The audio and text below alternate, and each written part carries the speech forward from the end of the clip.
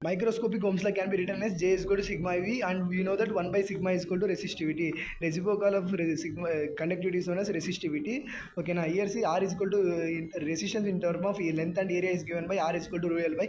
Here we know that resistivity, rho is known as resistivity. Rho is known as resistivity.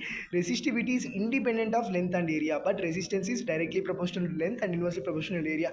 This is a neat question. Resistivity is independent of the length and area. It is true because it depends on the nature of the material. Here see R is equal to rho L by A. Here R is equal to rho L by A can be converted into different forms. Here see, if they are given that wire is stretched on metal, we have to convert. If they are given wire is stretched on melted, we have to convert into in the term of volume, because volume is constant during the melting or stretching case. So if they are given relation between length, we have to multiply in term of length. R is equal to rho L by A into L by L.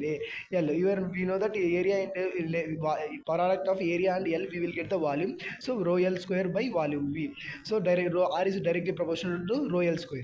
Here see R is equal to rho L. If they are given in the term of area, we have to multiply in term of area. We will get R is equal to rho L A square by AL by A square. Okay, now here A into L means volume. You can write volume. Here the resistance in a special case. Resistance in a special case means, if you assume we have to find a resistance along AB. If you have to find the resistance along AB, we have to connect it to the end of a terminal. We have to connect it to the end of a terminal. Okay, now we have to convert into the end of a terminal. Okay, here see length. If you observe A to B end, length is L. So resistance along is R is equal to L into B. It is base B. Area is equal to base into height. Here see area is equal to this base into and this breadth into height. Okay, now area of cross section is breadth into height. If they are asked about resistance along CD, we have to connect it to the terminal of the battery CD. Here see CD means length will become base. See R is equal to B. CD means resistance along CD means, here see it is B means, here we have to write B. B means here height H.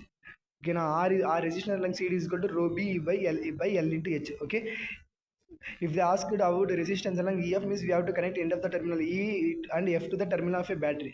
Then we will get length is equal to H. R is equal to rho H by L into B. Okay, L into B. Variation of dependence of on a temperature resistance. How does resistance changes temperature? For a conductor, resistivity is directly proportional to temperature. Directly not. Resistivity increases with increase of temperature for a conductor. If they are given for a if they in the same problem, if they give conductivity versus temperature graph for a conductor, we will get this type of graphs. It is increasing slope, it is decreasing. Okay, for semiconductors, resistivity is decreased with increase of temperature, but the conductivity graph is increased with increasing of temperature, because we know that resistivity is inversely proportional to conductivity. Okay, here for a nichrome we will get the straight line. For a nichrome they are neat questions.